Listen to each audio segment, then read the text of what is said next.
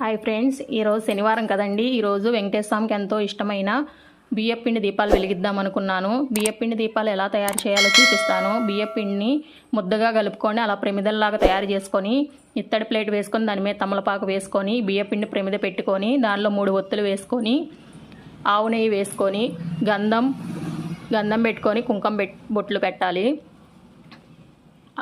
ఏ దీపమైనా సరేనండి, మనం వెలిగించే ముందు బొట్లు పెట్టుకోవాలి. ఈ బియ్యపిండి దీపాలు వెలిగించడం వల్ల ఇంట్లో ఎలాంటి చికాకులున్నా, సమస్యలున్నా, గొడవలున్నా తొలగిపోతాయండి. ఇది వెంకటేశ్వర స్వామికి ఎంతో ప్రీతికరమైన దీపాలు. ఇది మార్నింగ్ కుదిరితే మార్నింగ్ వెలిగించుకోవచ్చు. ఈవినింగ్ చేస్తున్నాను నేను, మార్నింగ్ కుదరలేదని. శనివారం ఎప్పుడైనా చేసుకోవచ్చు అండి. మార్నింగ్ కుదరకపోతే ఈవినింగ్ అయినా వెలిగించుకోవచ్చు.